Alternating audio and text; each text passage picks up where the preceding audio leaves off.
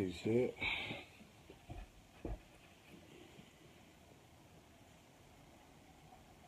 Look like it's a lot of light, right? Yo, what up? What up?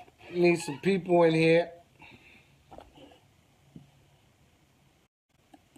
You using the microphone? Yeah. We're gonna use these microphones. Alright, yo, what's up, Jonathan Hayes? Alright, we got Ogun in the building. What up, brothers? Hey, yo, we're gonna talk about Black society today. Yesterday we was live. We had a little technical difficulty. I couldn't get my man Professor Ed Gons to join us for live, so we did it even better. He wound up coming to the crib, so now he's here, and we about to kick it off as soon as a few more people come in. Yo, what's up with Damian Thomas? What's going on, black man? All right, we got Yola Ogun. I see you. Make sure y'all give this a thumbs up. Make sure y'all share this on your page. We want to get as many people in here as humanly possible. Because today we're going to talk about Black Society Part 2. This is what we would call a continuation from yesterday.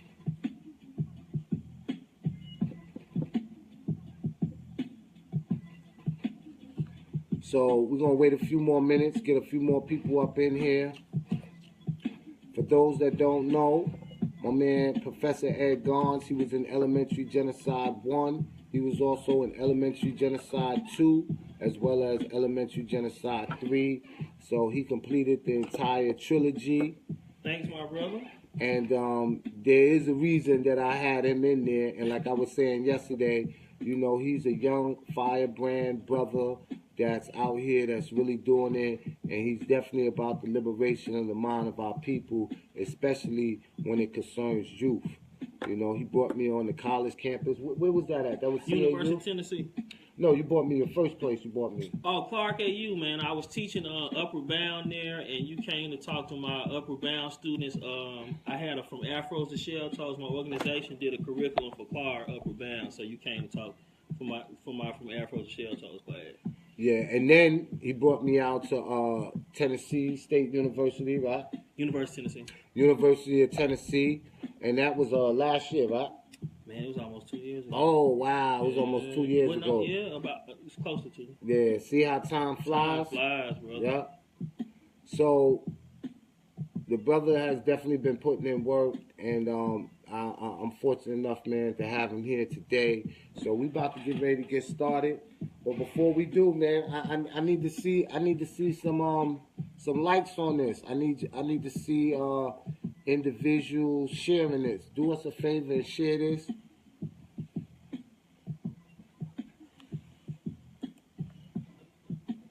All right, let me stop this. Move this over. All right.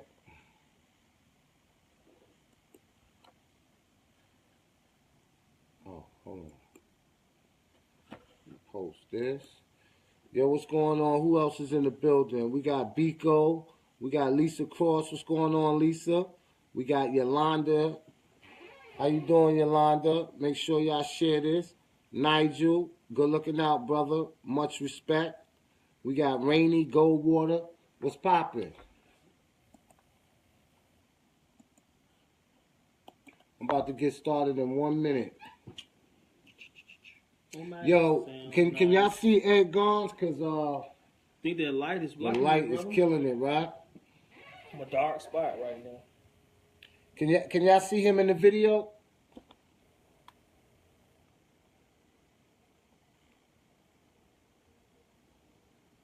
Somebody let me know if y'all can see him in the video. You might have to move over some more. Oh, you know what? Let me see something. Y'all gonna have to bear with me for a minute. You're gonna have to move over something like right all there. All right, you see like we got a family? Oh, there it is. There it is. She said no, glare. All right, you can see him now, though. He good right now. Yeah, you can't lean too back. Oh, okay. Can't do the lean I done got back comfortable as hell, you know what I'm saying? All right. Yeah, we good. We good right there. All right, we about to get started. I'm about to do this little commercial real quick. I'm gonna do an intro, and then we pretty much started. I'm gonna need you to speak in that microphone right there. Mic check, mic check. Peace and power, Black family. This is your host Raheem Shabazz, and we are here for another episode of Necessary Blackness podcast. And this is episode 45, and this is our first episode of the new year. And we're gonna do something a little different today, family. What we're gonna do is, hold on, real quick. What we're gonna do today, family. Yesterday, I decided to go live. A lot of people say that I need to go live. So I decided to go live, and the end results was within 2 hours, we had over 5,000 views. So yesterday, the brother, Professor Ed Gons, he was there. He was joining us via our live stream, as well as Dennis Byron, a couple of other brothers. And for whatever reason, his phone would not allow him to join in on the conversation. It happens every time we try to link, you know. Yeah. Powers that be don't want us getting together, so I had to come to the crib. Yeah, so what he did was, man, he stopped, came to the crib, and, you know, we've been chopping it up. And then we was like, yo, you know what? Why don't we just do this live thing right now? Make it happen. Make it official. So we here right now, man, and we're gonna chop it and kick it up. And for those that are just joining us, I have Professor Ed Gons. He's in the building with us. And for those that don't already know, Professor Ed Gons is in elementary genocide, school to prison pipeline. He's also in Elementary Genocide 2, the Board of Education versus the Board of Incarceration, and the last and the final installment of Elementary Genocide 3, Academic Holocaust. He's here with us. What's going on, man? That much, man. I'm just saying what's up to the people. Saying what's up to the people. So let everyone know what's your occupation right now. Well, I mean, I know I look 12, man, but I've been in the game for over 20 years, man. I have worked in education. I work as a college professor. I am known for my organization From Afros to Shell Toes and my Sweet Tea Ethics event. And Sweet Tea Ethics is nothing but taking this white formal education, mixing it with some grandma stories, and giving people some adaptive strategies on how to live. In red Kool-Aid terms, how to get your freedom on. So that's me, man. All right. What particular studies are you currently teaching in on the university level? Well, I teach intro to psych. My research interest lies in black male development, more specifically in cultural productions for black folks, also resiliency and self-efficacy, how we can be our best selves. So my research is centered around black psychology, man. Black psychology. And I was mentored, as you know, by Dr. White, who is considered the godfather of black psychology, who recently passed. So I always, you know, shout him out. I think I've shouted him out in every elementary genocide. But Dr. Joe White was my mentor for half of my life, man. So, you know, I'm kind of like keeping his voice alive, keeping his tradition alive. And, you know, also mentoring other black students in education, because working in predominantly white spaces is very interesting. I've also taught at Spelman and I've taught at Clark. Thanks for coming to talk to my students when I was teaching at Clark. Absolutely. So that's a little bit about me, man. I'm just a regular, everyday cat, man, just trying to use my powers for good, brother. Now, one thing that you did say, you said that you teach in all white spaces, right? Ooh, yes. And you teach African Americans. Yeah, I mean, I teach at PWIs. I teach all students, man. I have black students, white students, Asian students, students that are confused about their racial identity, students that don't subscribe to a particular racial identity. So I teach everyone, man. Okay, so in all white space at a predominantly white institution, what is the mindset of those that of African American descent in regards to the students? Because I would go ahead and believe that most of them don't identify with themselves as being African, because they're going to a predominantly white school. Not all of them, but predominantly most of them. Is that the case? Well, I think with the millennial generation, we're experiencing a tone shift because, we were kind of segregated growing up. So a lot of my students have grown up in more multicultural spaces where race might not be the most salient thing on their mind. So I'm teaching a lot of students that are just coming sometimes into racial consciousness the first time they might have been discriminated against, the first time they may have been called the N-word. And this political climate is really affecting schools because people are very bold in classrooms now. So one of the things I do as a professor, I first got to create a safe space for us to even learn because it's different ideologies that are mixing. And so, a lot of these students are young, man. They're 18, 19 years old. Okay, you mentioned about creating a safe space in order for these students to learn. Recently, we just found out that the Education Secretary, Betsy DeVos, is gonna gut the, I don't know if it's a bill, but it's a guidance document that Obama had put in place when he was president.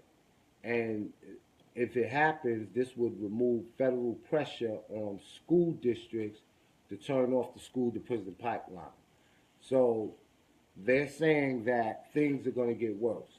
Because right now, more than 40 school districts have committed to significant changes in their discipline policies through an Obama-era program called Rethink School Discipline. And now you have this education secretary that's saying that we no longer need that. Well, I'm glad that you mentioned that because you talked about predominantly white spaces. One of the things that you have to remember is that higher education is like a playground for absurdity. We have an education secretary that doesn't have any experience in education. I don't even know if she graduated from a university, and I don't want to say that graduated from the university makes you smarter, but I think if you're running the nation's education system, you got to have some experience with that. But it's going to get worse. I have credentials for days, but as a black professor, that means absolutely nothing. Think of the absurdity of teaching in America where someone white can have less credentials and teach classes that you have not only practical experience in, but you live it. You know what I'm saying? You live it. You have the tools, the educational tools, all of the white stamps will approve. It doesn't matter, brother.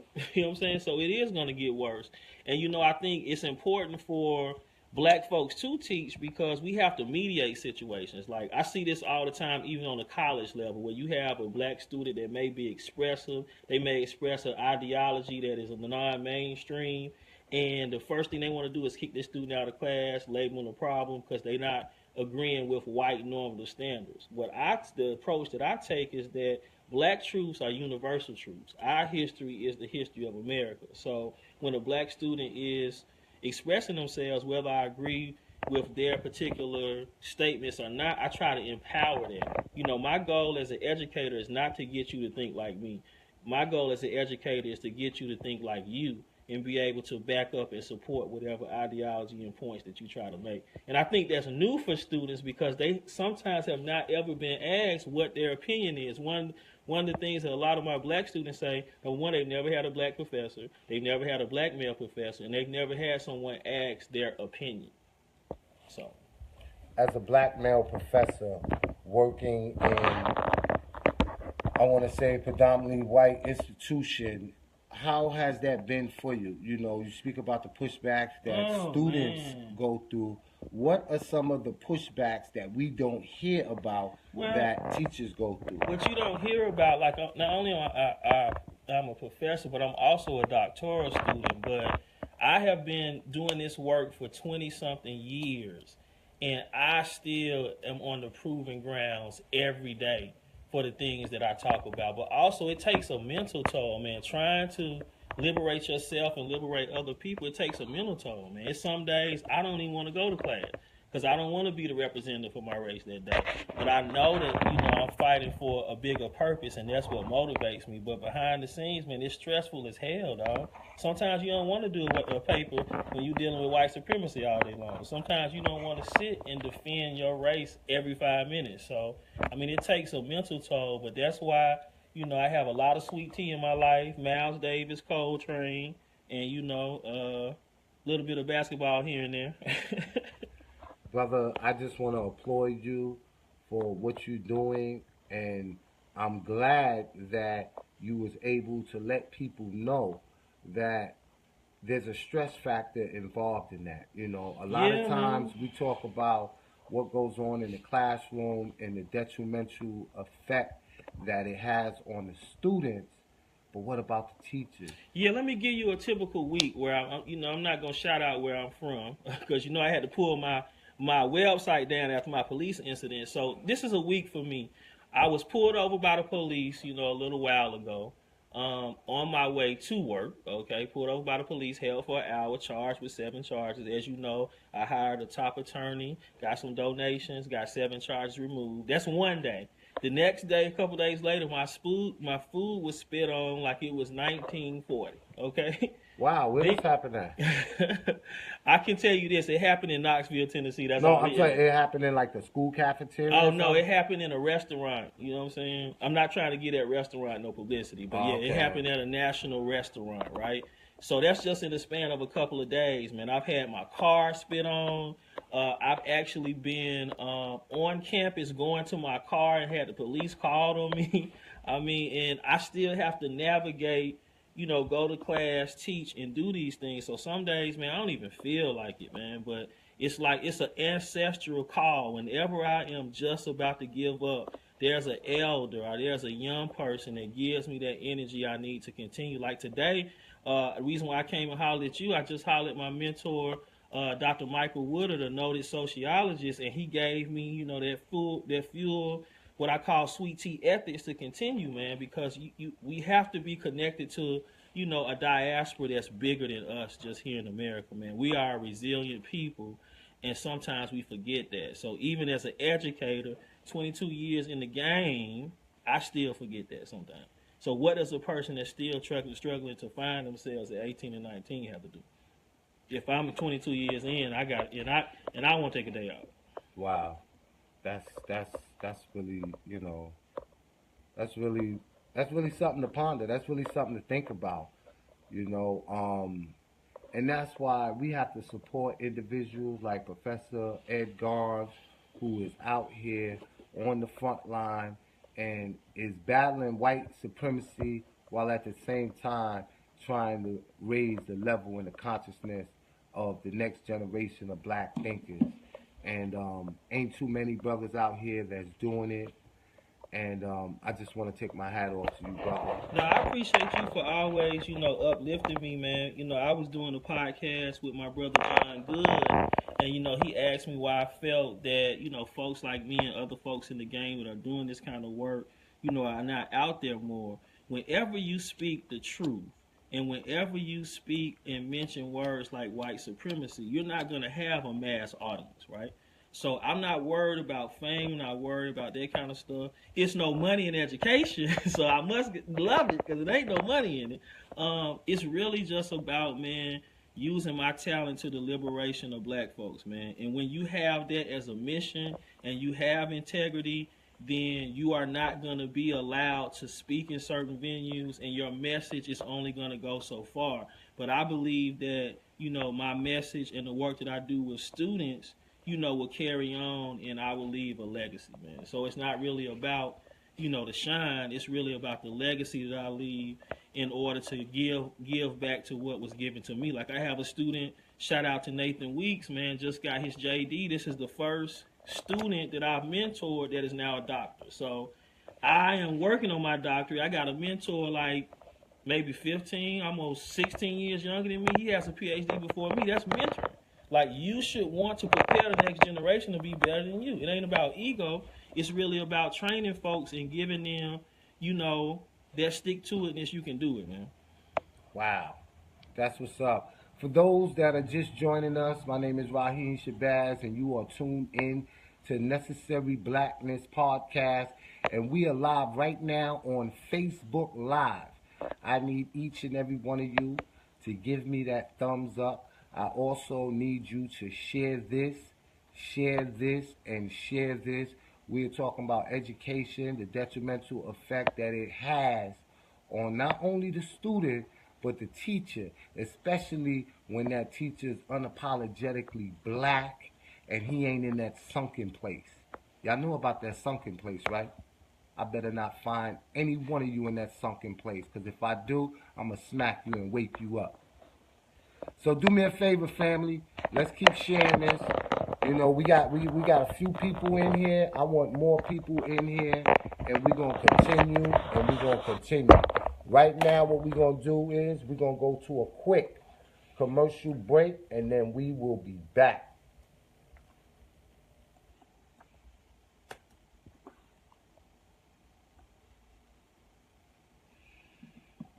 Yeah, I'll just shout people out.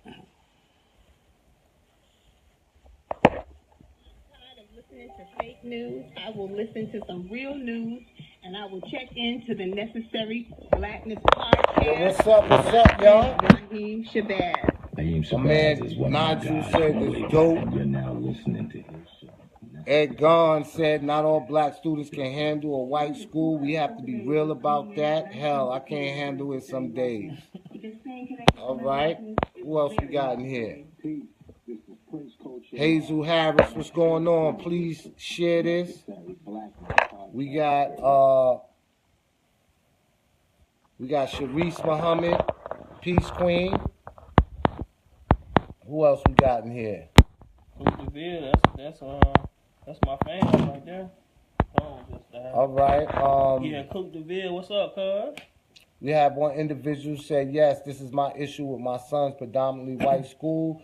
There are no diversity, respect, and or understanding of other religion, that is Islam, and even after dealing with the principal, whom I also should be an educator, they have a clear lacking in diversion tactics.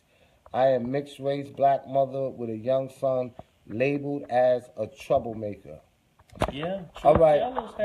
What we're gonna do is we're gonna play this real quick drop, and then we're gonna come back in, and I'm gonna see if Professor Ed Gahns can give you some insight into what type of solutions that can be rendered for your problem. Because we don't want to just talk about what's going on in black society. What we want to do is we want to offer practical solutions. But before we do that, right, I'm getting ready to play this shout out. But I need each and every one of y'all to share this, invite people, go down the line and just click on add. We need people on this feed. I want this to go viral. Can we do that, family? Can y'all do that for me? I don't ask for much. All right? I would like to give thanks to the ancestors, known and unknown, those who have paved the way for us to survive this moment of time, and to have a reference point to use as a blueprint to deal with these hellish times we are living in. I would also like to give honor and reverence to the woman of the universe for your superior work, for bringing forth the spiritual information through the triple stage of darkness of your womb and giving birth to God. We would like to give reverence to the universe and praises to the indigenous. My name is Raheem Shabazz, and this is Necessary Blackness Podcast. Tune in for the drop. I am Dr. Kira Taylor, and when I'm tired of listening to fake news, I will listen to some real news, and I will check into the Necessary Blackness Podcast with my friend Raheem Shabazz. Raheem Shabazz is one of my guys from way back, and you're now listening to his show, Necessary Blackness Podcast. Stay tuned. This is Akua of Cultivated Roots Media, and I choose to tune into Necessary Blackness because staying connected to my blackness is very necessary. Peace. This is Prince Culture Law, and I stay tuned into Necessary Blackness Podcast with Raheem Shabazz. Peace and power, this E-Reporting Live, and you're tuned in to Necessary Blackness with my boy Raheem Shabazz. Yeah, this is Professor Ed Garnes, founder of the wonderful From Afros to Shell Toes and Sweet Tea Ethics. When I am not spreading liberation theology throughout my classrooms as an African-centered therapist, I am chilling with my homie, Raheem Shabazz, on the Necessary Blackness Podcast. It's essential. Hey, what's going on, man? This is Arthur M. Henry here. Whenever I want to get the latest on politics, social life issues facing our black community, I tune in to Necessary Blackness with Raheem Shabazz. This is Shali. When I'm not in the gym, I'm checking my son out on his podcast each and every Wednesday at 6 p.m. Make sure you check out Raheem Shabazz. Peace and blessings, beautiful people. This is your girl, Ashton Brianna. Just wanted to get out here and let you know that whatever you're doing, no matter where you are, on Wednesday nights, you can tune into Necessary Blackness, the podcast. Check us out on iTunes, Google Play, where else? Anywhere. And you get to listen to me. So why not? Necessary Blackness, Wednesdays. Hey guys, this is Evan A.G. of Having My Say Radio. When I'm not having my own say on my radio show every Monday from 9 to 11 p.m. on Love 860, I am tuned in to the Necessary Blackness Podcast with Raheem Shabazz. This is Chi-Town's finest, Khadijah, and when I'm relaxing, I enjoy listening to Necessary Blackness Podcast with Raheem Shabazz. Yo, this is Cambino, and when I'm riding down Stony, all I listen to is Necessary Blackness Podcast with my guy, Raheem Shabazz. What type of phone is that? Peace, this is Zaza Ali, and when I am not studying the science of the universe and laws of creation, I am listening to the big homie Raheem Shabazz on Necessary Blackness. Make sure you support. Peace. Yo, that's what I'm talking about, man. You'll hear it here first. Now our feature presentation. All right, we back. We back. I'm gonna, what I'm gonna do is I'm gonna read that question over again. And then I'm going to have my man Ed Garnes answer it. And she said, "Salam, brother. I appreciate you. I know I'm cluttering the feed, but this is very insightful." I appreciate you too, sister. And that's why I'm going to have the brother answer your question. I'm trying to go back up the feed. All right, we found it. Hold on 1 minute. Let me get this music out of here.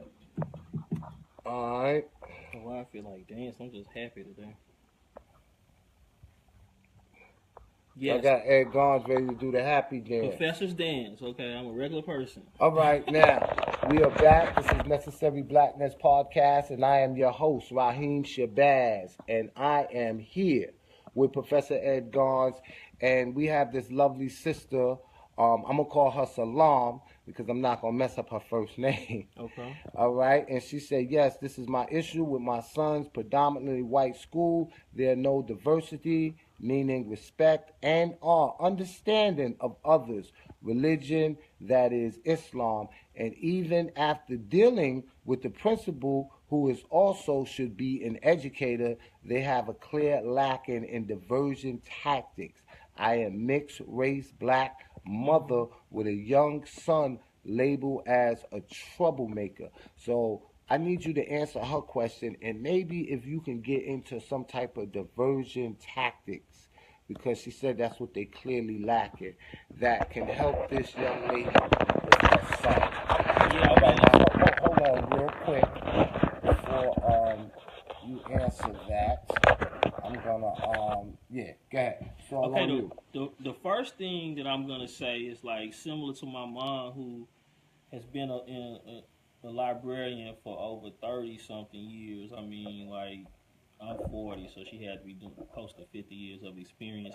Like, education does start in the home. So, like, always know that as a person who is trying to emphasize African-centered principles to your child, you're going to always have to supplement a predominantly white space with something that you do at home. So my mom gave me Nikki Giovanni and The Last Poets, James Baldwin, all these authors and things at home that educated me outside of the traditional curriculum. Now, at the school, anybody that is a truth teller, especially if you're a black truth teller, is going to catch hell in the educational system. But you are catching hell because you are doing the right thing. So when people are giving you that pushback, know that you are on to something. That's why they're fighting back.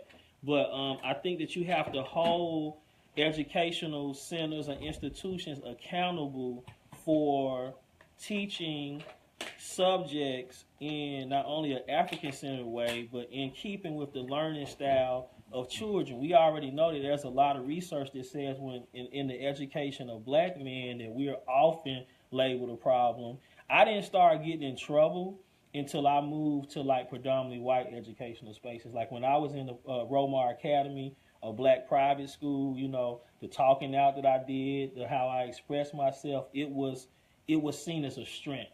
You know what I'm saying? In predominantly white spaces, I'm labeled a troublemaker because I know something.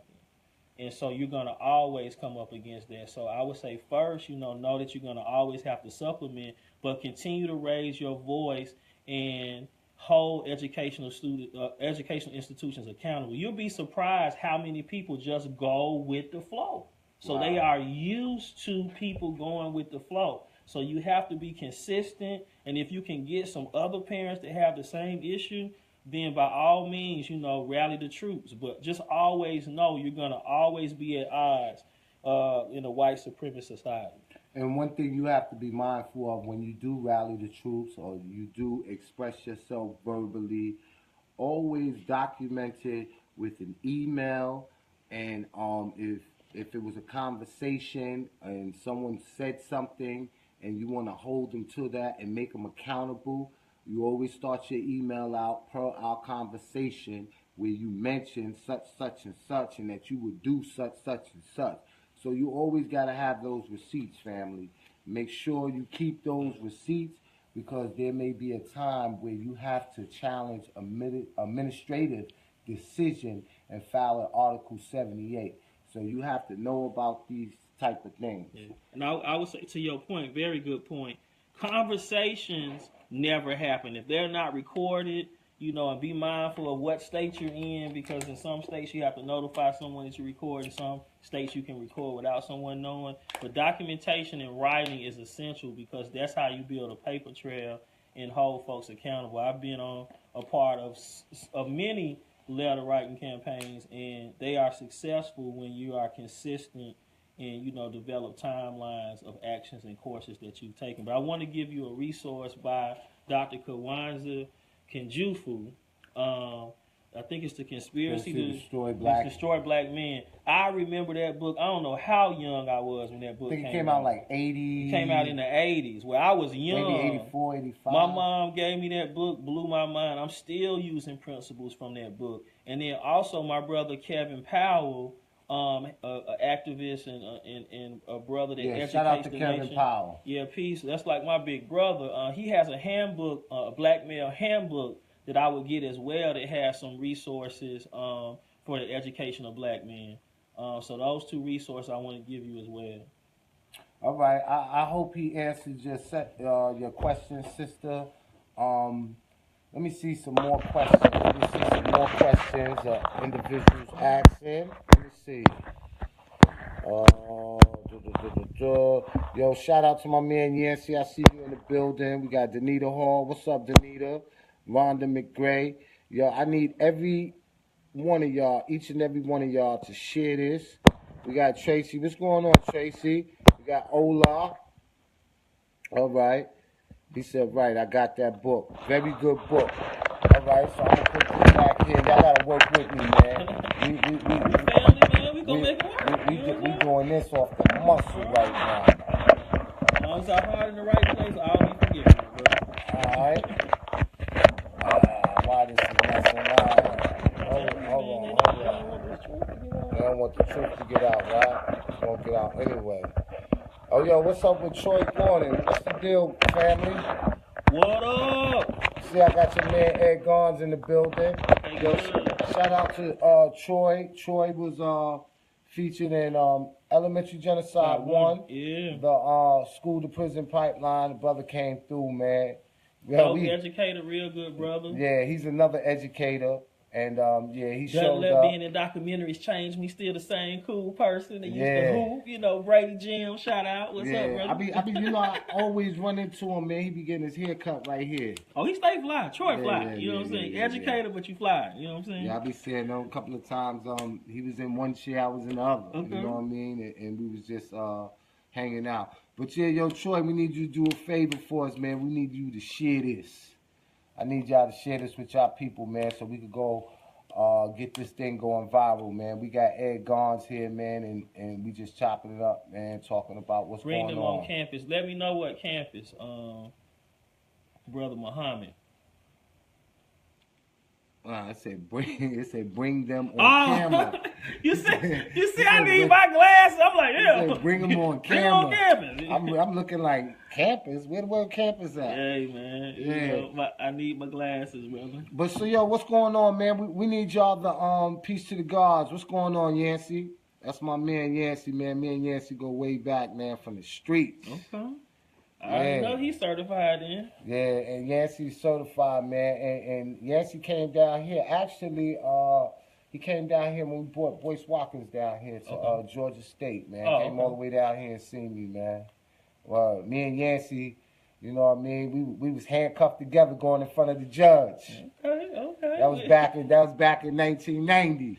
Matter of fact, we got sentenced on the same day. Hey, Yancey. Yeah. All right, so you certified? Yeah, that's my but man, man. I want to shout you out, man, because you know me and Brother Raheem talk all the time. He doesn't know this, but I consider him like my big brother. But you know, for me to be in the game for like 20-something years, man, you have shown me a lot of love, dog. Like absolutely, man. That's friends what we and do. Family.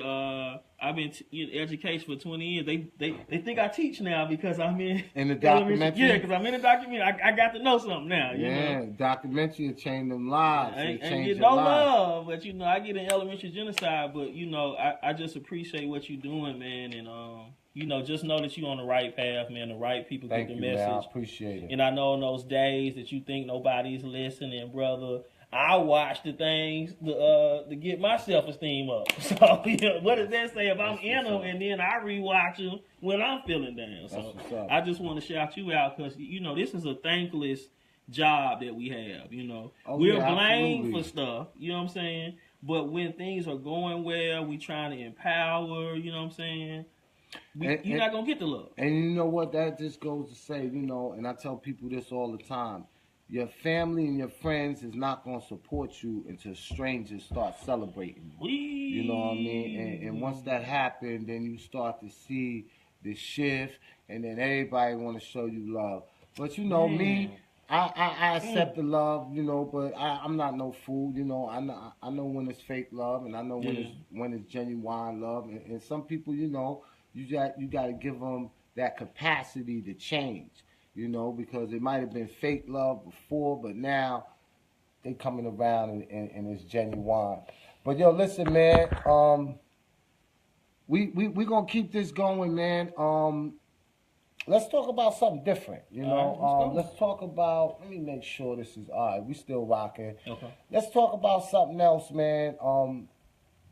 What are you seeing that's going on in Black society right now? Man, I think, you know, to shout out Dr. White again. Dr. White said, seeking validation from your oppressor is basically madness, all right? And so what happens to us is that we don't support things, we don't get down with things unless they have a white stamp of approval. What do I mean?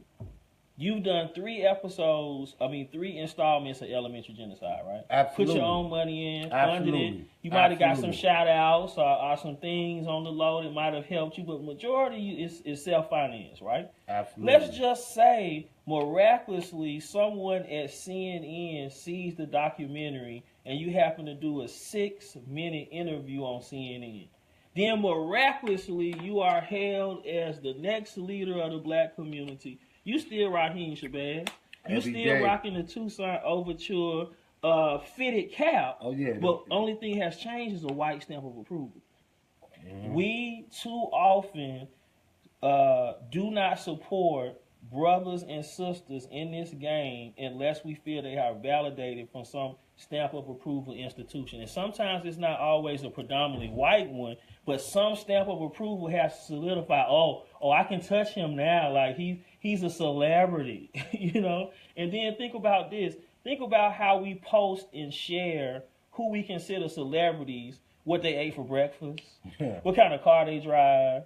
You have 3 installments of a movie and sometimes can get a shout out from even the conscious community. And I don't even like to call people conscious, you know, because what's the opposite of that? Unconscious. I think we all, you know, are in different stages of development. So I would say we all have knowledge to share, different degrees, and depending on where we at with our life, we will relate to different people. So the people that you relate to might be different sometimes than the people that I relate to. Like, I try to use all this formal education and break it down for regular, everyday people to understand. That's what I feel my role is. And you speak to everyone as well. And I think that's why we're tight, because our experiences we've not lost the common touch, man. And I think that's a common problem, that people are losing the common touch. And they are so lost and they are so out of reality that having a job that may pay you 6 figures is some notion of success, where you can be your own boss and your own entrepreneur and have friends in all walks of life without having to work for the open enemy or the oppressor. I don't know if many of y'all seen it, but I shared on Facebook some time ago that 12 years ago I fired my boss, and this year I'm going to fire my landlord. I'll be watching. Yeah, I'm actually going to buy some property. Cool. You know, I'm looking at some things right now. I might buy it and live in it, but I might buy it and use it as an investment property. It depends. But I know that it's certain things that I have to do to solidify who I am, what I want to do, and the path that I want to take. And I think that more people have to get on that, you know, that path of righteousness. And we have to raise our consciousness, and we have to get off that corporate plantation. Yeah. And stop letting it be where the white man ice is colder, because I could give a damn about seeing that. Yeah. You know. I know. I mean, I was just doing that to make a point. Oh, yeah. I could give a damn about CNN, you know, of them validating me. Now, don't get me wrong. If they call today or tomorrow, oh, yeah, I'm up there. Okay. Unapologetically speaking. Yeah. But it's not going to change my life significantly. And it's not going to change the condition of black people, because whatever I said is just words. The only thing that would happen that would be sufficient if someone take those words and put them into action. So that's what I'm looking for, man. I'm looking for us, family, man, to get into action and to do what we have to do. It's 2018. What are we going to do different that we wasn't doing in 2017? You know, some of us, we can continue to do the same thing because what we was doing is right and it's working for us. But if it wasn't working for you, we got to switch it up, family. So what we going to do right now, I'm going to scroll down and I'm going to see. I'm not saying nothing. I need y'all to talk to me, man. They just meditating on the Nah, thoughts, you know man, listen. They're just meditating. And we need y'all to share this. We need y'all to ask some questions. Because if y'all don't ask no questions, right, we gonna do about 5 more minutes and then we up out of here. I got places to go, people to see, and things to do. You know the other thing? I'm gonna research in 18. Oh, he's gonna do some research in 2018. Oh, okay. Absolutely. And that's one thing, man. I think it was Malcolm X. He said, history best rewards those who do the research. And then we also gotta know that if you cannot, and I put this on Facebook too. See, y'all ain't even got to listen to me on the podcast. Y'all got to go to my Facebook, because everything that I put... somebody trying to call me. Yeah, everything I put on there is jewels, right? And I said, made me lose my train of thought, man. Sorry.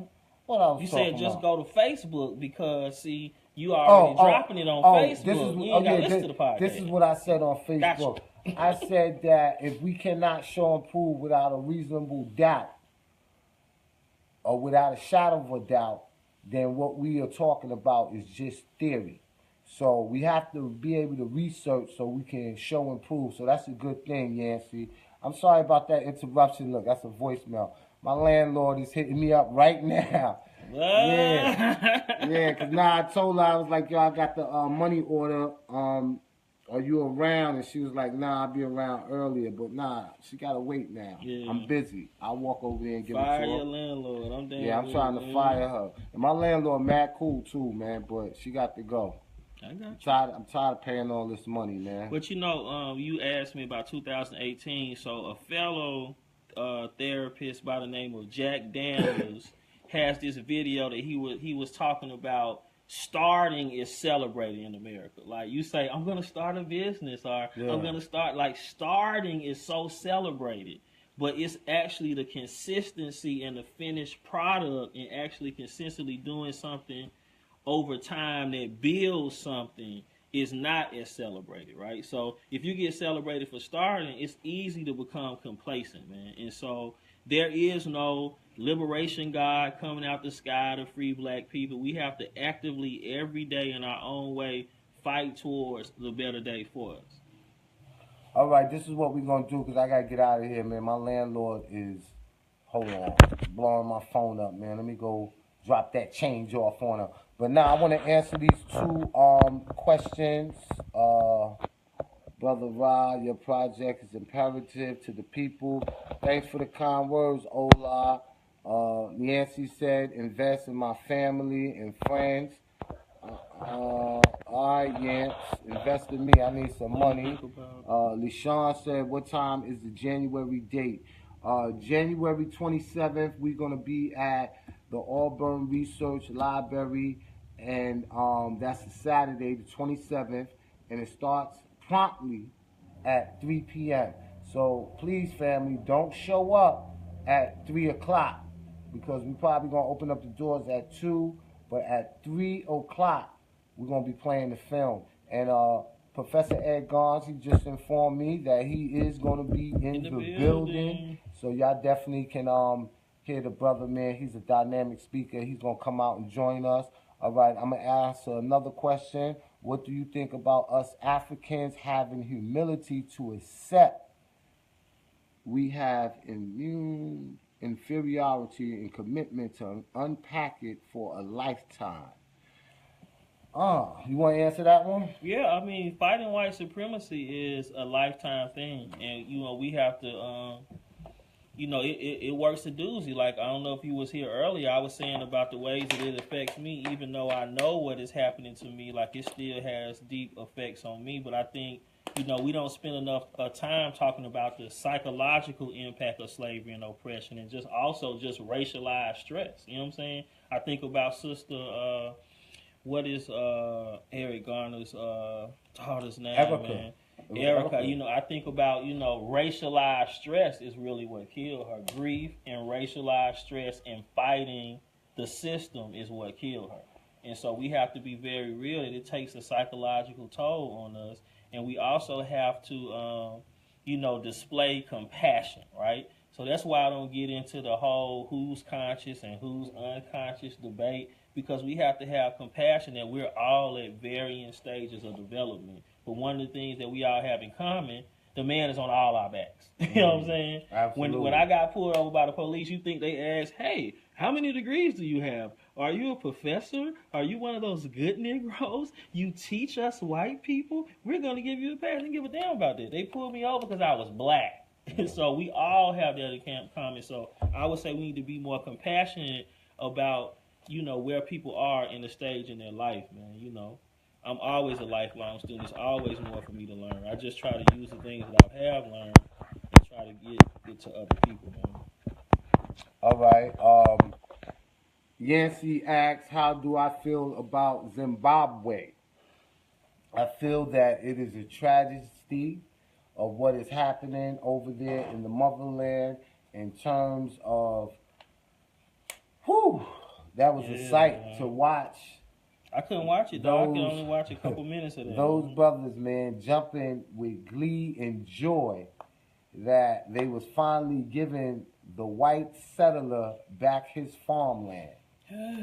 And I just don't see the rationale for it. I read a couple of articles was saying that and this article was biased, as you know, and that's why it's important, family, that we write our own history. Yeah. But it was saying something to the effect of the reason why they was happy because the blacks over there didn't have the capacity to cultivate the land, to make money off of it, and to provide jobs. At least with the white farmer returning, things can get back to normal, and they can work the land for him. Once again, the black man toiling and working the land for the white colonizer who gets rich, and here it is, you fed pennies.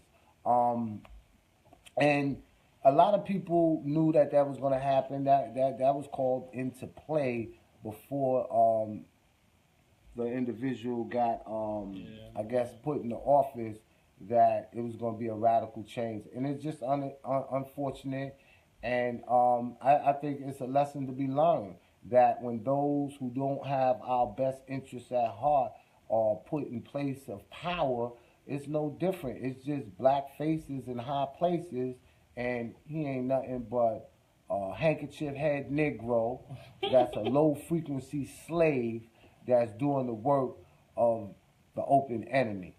So, Yancy, I hope I answered your question. I don't even have to answer that. I have much respect for Raheem. Peace and love, sister. Thank you for the kind words. Coming to the U.S., that's my man Ola. He in the U.K. He always come over here. Every time he come over, brother. Yeah, me and him, we be hanging out. We be kicking it. Yeah, when you come over, man, make sure you holler at me, man. The brother... Timon, he's in the building. What's going on, African? All right, man. I just went down the line. I answered as many questions as I could. I did want to say something, man. All right, we're going to give Ed Gons, Professor Ed Gons, the last word, and then I'm out of here, man. I got to go pay some bills. You know how they be on the radio? They be like, yo, we got to go pay some bills. I really got to go pay some bills. I know, so you can have this land. Yeah. Internalize the oppression, man. Like, when you have been oppressed for hundreds of years, right, and you're given a taste of freedom, internalized oppression will make you so uncomfortable with that freedom that you then end up mimicking the system that you were trying to fight. That's why a lot of times when you see black folks get a position of power, like your homeboy, y'all in the mail room, he get in the upper management, he start acting like the white boy. Hold on, Gad. Pardon me, fellas. Phone blowing up. Every time me and this man get together, I'm telling you, it's interruptions. The universe don't know how much power is here, but yeah, internalized oppression, man, have you mimicking the man. All right, man, that's it for us, man. My name is Raheem Shabazz, and what I'm going to do is I'm going to put this up in its entirety. This probably will go on my Sunday broadcast. For those that don't know, Necessary Blackness podcast, we air each and every Wednesday, but for 2018, we're going to do everything in our power to be able to come on air every Wednesday and Sunday at 6 p.m. So make sure, if you just getting on this broadcast, make sure that you go back and check out the archives. We got 45 different episodes that you can listen to. It seems like you just started. Nah, brother, we've been doing this for a minute. All right. We're going to have a big celebration when we hit that 100 mark. But make sure you go and make sure you sign up and subscribe to us. We on iTunes. We on Google Play. We on Spreaker. You could just Google Necessary Blackness Podcast. And my name is Raheem Shabazz, and I want to say peace and love, family. I'm out of here. Peace. Yo, y'all be easy out here, man. I'm out of here. Peace.